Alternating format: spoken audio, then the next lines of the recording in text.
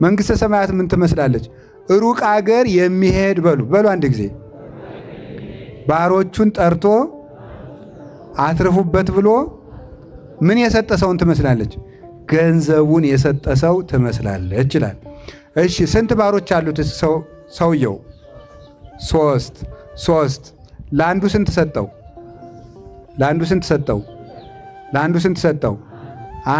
አንድ ሰጠው። ለሁሉም እንደምላቸው ሰጣቸው፣ እንደየአቅማቸው ሰጣቸው። እሺ ሰውየው ተመልሶ መጣ። መቼ ነው የመጣው? ከብዙ ዘመን በኋላ። ምን አረጋቸው? መጥቶ ተሳሰባቸው። እሺ 5 የተቀበለው ስንት አተረፈ? 2 ያተረፈው 1 ያተረፈው 1። 5 የተሰጠው ሰውዬ 5 ሲያተርፍ ስንት ይኖረዋል? 2 ያተረፈው 2 ሲያተርፍ ስንት ይኖረዋል? 1 ያተረፈው ምን አደረገው? ቀበረው። እሺ 5 ያተረፈውን ምን አለው? ምን አላችሁ? በጥቂቱ አምነሃልና በብዙ ሾመሃለሁ። 2 ያተረፈውንስ በጥቂቱ አምነሃልና፣ ከዛ መጨረሻ ላይ ምን አለው? ወደ ጌታ ደስታ ግባ። ያኛው ምን አለው? የዚያኛው ደግሞ ምንድን ነው የተባለው? አንድ አትርፍ ያለው። ምክንያቱም ቢጠፋብህ ብዬ እችኑ ጠብቄ አምጥቼልሃለሁ ሲል ምንድን ነው ያለው? ገብረ ሐካይ ብሎ ምንድን ነው ያለው? ለምን ምን ባረክ ነበር ያለው? ገንዘቤን ወደ ሳጥኑ በመለስከው፣ ለሌላ ሰጥቼ ስራ አሰራበት ነበር ይላል። ስለ ቃሉ በድጋሚ እግዚአብሔር ስሙ የተመሰገነ ይሁን። እሺ ትርጉሙን ነግሬያችሁ ትምህርቱ ባጭሩ ያልቃል። ረጅም ሰዓትም አንወስድም። በእውነት እግዚአብሔር ባወቀ። ሩቅ አገር የሚሄደው ሰው ማን ነው? ክርስቶስ ነው። ሩቅ አገር የሚሄደው ሰው ክርስቶስ ነው። ሩቅ አገር የተባለ ሰማይ ነው። ወደ ሰማይ ያረገው እርገቱ ነው። ሩቅ አገር የሚሄድ ሰው ያለ ገንዘብ መስጠቱ የሀብትና የጸጋ ባለቤት መሆኑን ያጠይቅለታል። ጠርቶ ሰጣ። እሱ ጠርቶ የሰጠው ገንዘብ መስጠቱ እሱ አሳየ ሕይወት መዝገበ ረድኤት መጻላ ድህኖ ይላል ቅዱስ ያሬድ። አሳየ ሕይወት ሕይወትን ዋጋ አድርጎ የሚሰጥ መዝገበ ረድኤት ሁሉ ከሱ የሚገኝ እሱ ሰውን ለማዳን መጣ። ክርስቶስ ወሃቤ ሀብታት ነው። ተቀባይ አይደለም፣ ነሳኢ አይደለም፣ ሰጭ ነው። ለዚህ ነው ቃል ሥጋ ኮነ ወሐደረ ላዕሌነ ወሪነ ስብሐቲሁ ከመ ስብሐተ አሐዱ ወልድ ዋሕድ ለአቡሁ ዘምሉ ጸጋ ወጽድቀ ያለው። ጸጋና ክብርን ሞገስን የተሞላ ነው ይለዋል የዮሐንስ ወንጌል ምዕራፍ 1 ላይ ጸጋና ክብርን የተሞላ ነው ማለት ጌትነት፣ ክብር፣ ሀብት፣ ጸጋ ገንዘቡ ነው። እንደ ነቢያት እንደ ሐዋርያት ለምኖ የሚቀበል አይደለም። የሀብት ባለቤት ነው እሱ። ኢሳይያስም ሲናገር ዘስልጣኑ ዲበ መትከፍቱ ያለው ትንቢተ ኢሳይያስ ምዕራፍ 9 ቁጥር 6 ላይ አለቅነት በጫንቃው ላይ ይሆናል ያለ ጌትነት፣ ኃይል፣ ስልጣን ገንዘቡ ነው ማለት ነው። አንድ ሰው ከሌላ ጫንቃ ማለት የራስ ነው። ትከሻ የራስ ኃይል ነው። ኃይል ገንዘቡ ነው። ኃይል በትከሻው ነው ማለት የራሱ ነው። አይለምንም፣ ከአብ አይለምንም፣ ከመንፈስ ቅዱስ አይለምንም። ራሱ የባሕርይ አምላክ ነው ማለት ነው። እንግዲህ ጌታችን መድኃኒታችን ኢየሱስ ክርስቶስ ሀብት በመስጠቱ አምላክ መሆኑን ከምናስረዳበት መካከል አንዱ ነው። ቅዱስ ቄርሎስ ደጋግሞ ክርስቶስ አምላክ አይደለም አምላክ ነኝ ብሎ መቼ አስተማረ የሚሉ መናፍቃንን መልስ ሲሰጣቸው ደጋግሞ የሚነግራቸው ክርስቶስ ሀብት እንዴት ሊሰጥ ቻለ? ቤተ ክርስቲያንንስ እንዴት ሊመሰርታት ቻለ? ቤተ ክርስቲያንስ የእግዚአብሔር ናት ወይስ የፍጡር ናት? የእግዚአብሔር ናት።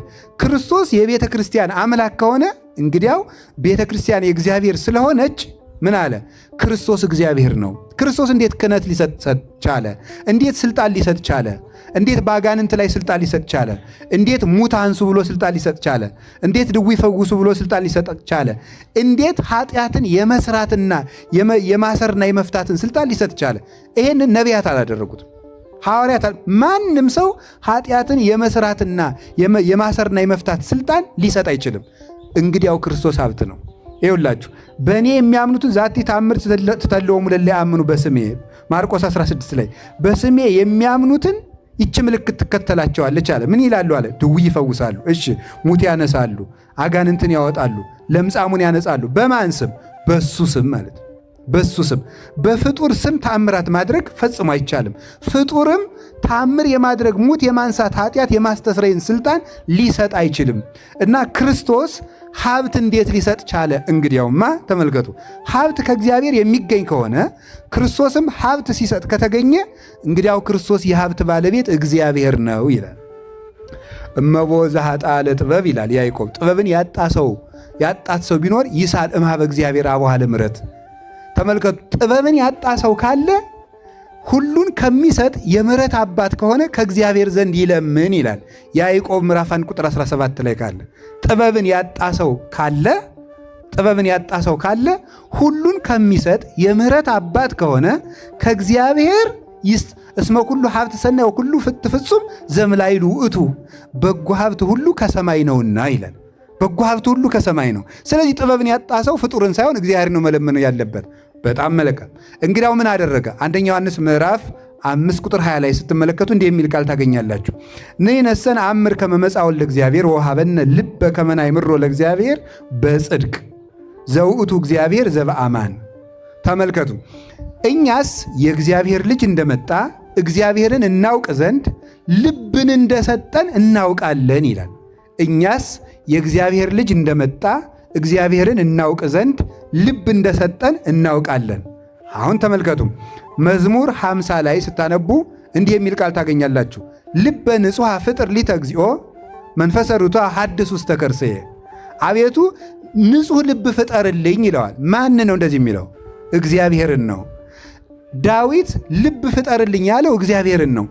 ዳዊት እግዚአብሔርን ልብ ፈጥርልኝ ካለው ልብ የመስጠት ስልጣን የእግዚአብሔር ስለሆነ ነው። እንደዚያ ከሆነ ክርስቶስ መጣና ልብ ሰጠን አለ። እንግዲያው ክርስቶስ እግዚአብሔር ሰብሰ ይሬኢ ገጸ ወእግዚአብሔር ይፈትን ልበ ወኩልያተ። አንደኛ ሳሙኤል ምዕራፍ 16 ላይ ሰው ፊትን ያያል፣ እግዚአብሔር ግን ልብና ኩላሊትን ይመረምራል ተብሎ ተጽፏል። ሰው ፊትን ያያል፣ እግዚአብሔር ልብና ኩላሊትን ይመረምራል። ልብ በሉ። ሳሙኤል ምን አለ? ልብና ኩላሊትን የመመርመር ስልጣን ያለው እግዚአብሔር ነው አለ። አንድ። ከዚያ ቅዱስ ዳዊት ደግሞ አቤቱ ልብ ፈጠርልኝ አለ። ሁለት። እንግዲህ ልብ የመስጠት ልብ የመፍጠር ስልጣን ያለው እግዚአብሔር ነው። እንደዚያ ከሆነ ክርስቶስ መጥቶ ልብ ከሰጠ ክርስቶስ ልብን የሚመረምረው ያ ቀዳማዊ አምላክ ነው ማለት ነው። ይህንን ለማስረዳት ነው ገንዘብ ሰጥቶ ሄደ ማለት ወሃቤ ሀብታት ነው ማለት ነው። አረገ ውስተ አርያም ፄዊወከ ፄዋ፣ ምርኮን ማርከህ ወደ ሰማይ አረክ ወወሃብከ ጸጋከ ለእጓለ እመሕያው፣ ለሰው ልጆችም ሀብትን ሰጥተህ ወደ ሰማያት ወጣህ አለው። አሁን ዳዊት እንዲህ ብሎ የተናገረለትና መዝሙር 67 ላይ ማቴዎስ ወንጌል ምዕራፍ 25 ላይ ያለው አንድ ነው። ወጽዋ አግርቲሁ ወሀቦሙ ወበከመ ብእሲ ዘይነግድ፣ ሩቅ አገር እንደሚሄድ ሰው አለ። ቅዱስ ዳዊት ደግሞ ምን ብሎ ተገለጠለት?